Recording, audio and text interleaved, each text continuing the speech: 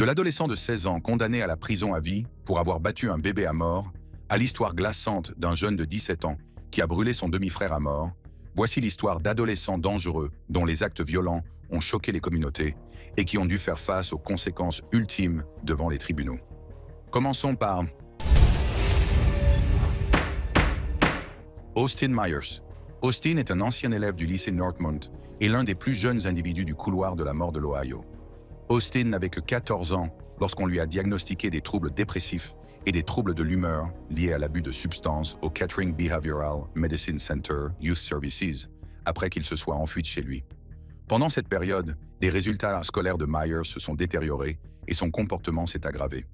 Le crime commis par Myers et Mosley est extrêmement choquant. La victime, Justin Bach, était un jeune homme de 18 ans, diplômé du lycée de Waynesville, qui s'apprêtait à entrer dans la marine américaine. Myers et Bach ont été amis jusqu'à la 8e année, après quoi Myers a déménagé à Clayton et a fréquenté Northmont. Le plan consistait à voler le beau-père de Justin Bach, après avoir appris l'existence du coffre-fort familial, qui contenait 70 $ à l'époque. Malheureusement, c'est Bach qui a été la victime. Les deux garçons, ayant rencontré Bach à la maison, ont décidé de voir un film avec lui, et après cela, ils se sont lancés dans leur terrible plan. Les témoignages ont révélé que Myers avait planifié le crime, bien que Mosley ait finalement poignardé Bach à mort au cours d'une lutte dans la cuisine. En effet, un garrot destiné à étrangler Bach s'est accroché à son menton. Les deux garçons ont essayé de brouiller les pistes, mais ils n'ont pas tardé à se faire prendre. Au cours de l'enquête, ils ont commencé à avouer leur complot. Lors du procès, Myers a plaidé coupable de tous les chefs d'accusation, puis a pris la barre des témoins pour s'excuser. Cependant, les excuses de Myers n'ont pas suffi à empêcher le jury de le condamner à mort. Myers, originaire de Clayton, a été condamné à mort le 16 octobre 2014 pour le meurtre de Bach lors d'un cambriolage. Son complice de Clayton, Timothy Mosley, a quant à lui été condamné à la perpétuité. Myers et Mosley avaient tous deux 19 ans à l'époque. La peine de mort pour les adolescents a été abolie, ce qui signifie que la peine la plus sévère qu'ils peuvent recevoir pour un meurtre est l'emprisonnement à vie. Cependant, les réactions des personnes suivantes que vous allez voir montrent clairement que si elles pouvaient remonter le temps, elles auraient choisi une autre voie. Antonio Barbeau et Nathan Paap. Il s'agit d'Antonio Barbeau, 14 ans, et de Nathan Paap, 15 ans, accusés d'avoir assassiné l'arrière-grand-mère d'Antonio, Barbara Olsen, âgée de 78 ans, à l'aide d'une hachette.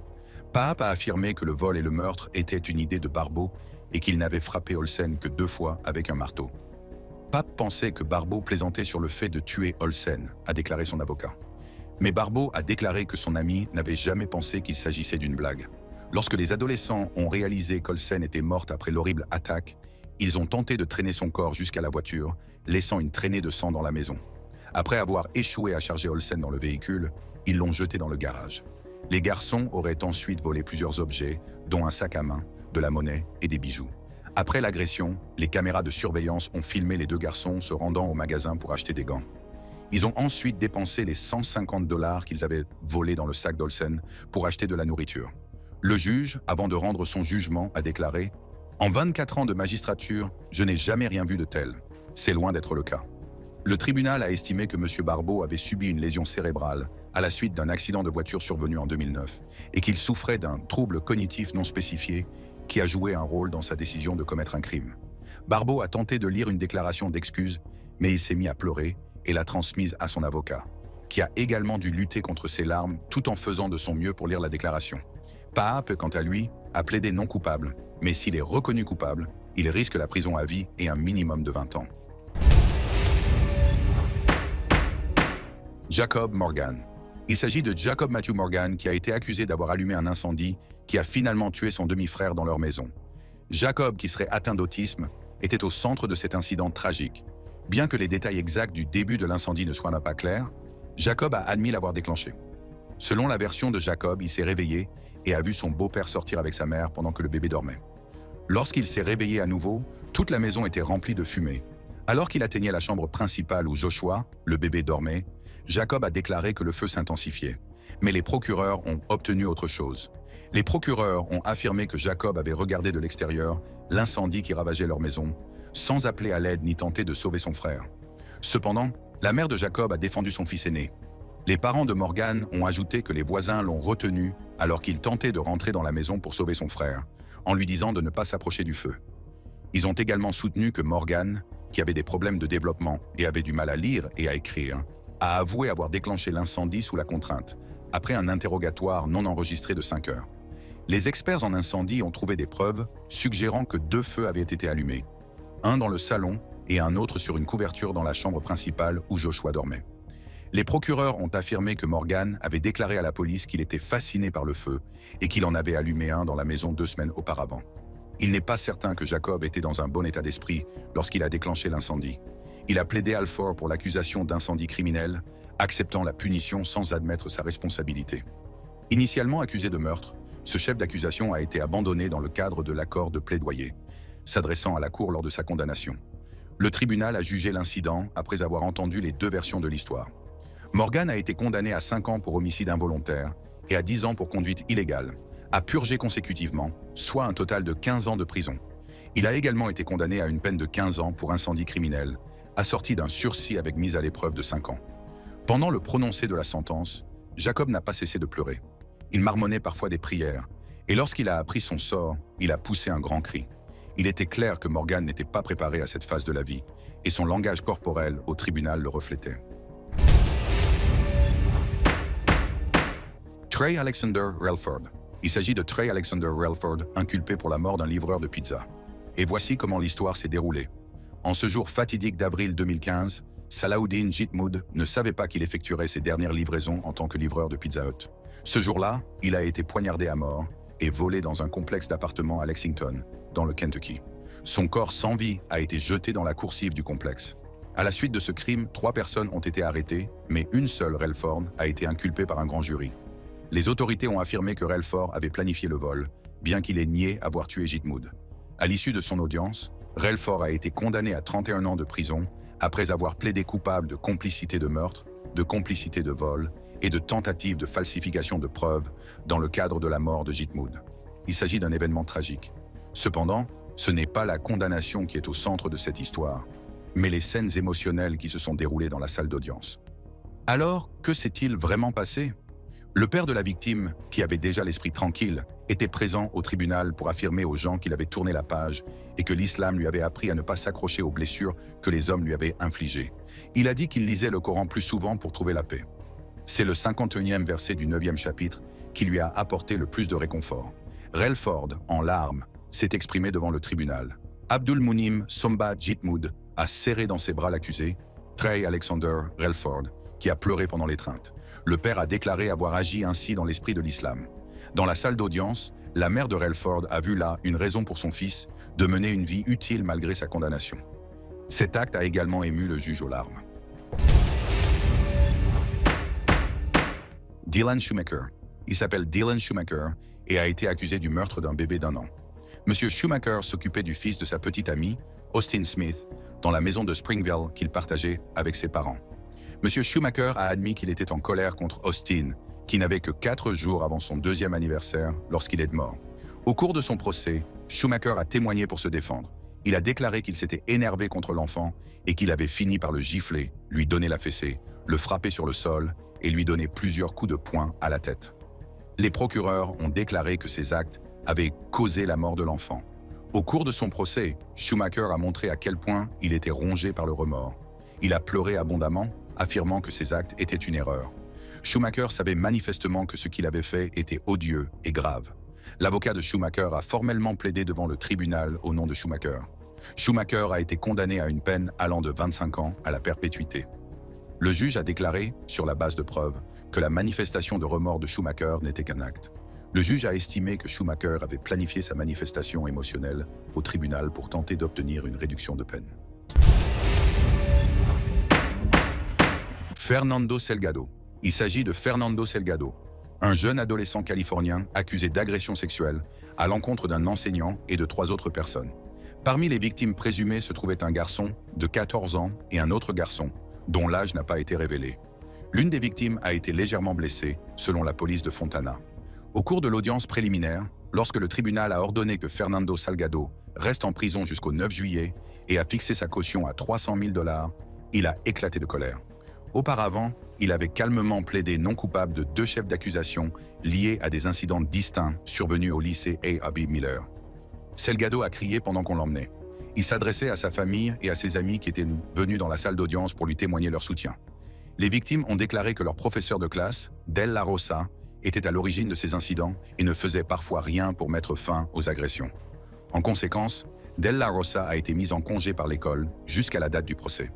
Heureusement pour Salgado, lorsque son dossier a été réexaminé, de nouvelles preuves sont apparues et les accusations d'agression sexuelle ont été abandonnées par les procureurs. Sa peine a été réduite à 180 jours de prison et 3 ans de mise à l'épreuve.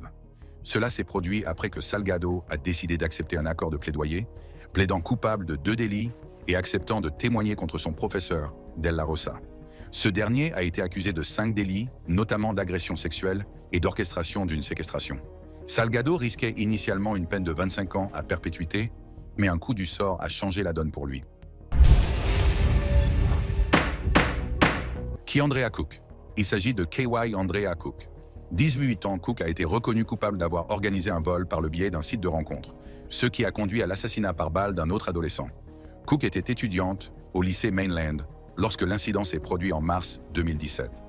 En utilisant l'application Meet Me, Cook et son petit ami et complice de l'époque, Kendrick Bass, attirèrent les victimes dans une zone pour les détourner en voiture et les voler.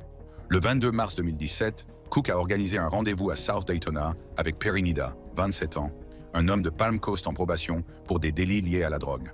Le plan était que Nida vende à Cook 10 grammes de marijuana, puis qu'elle couche avec lui.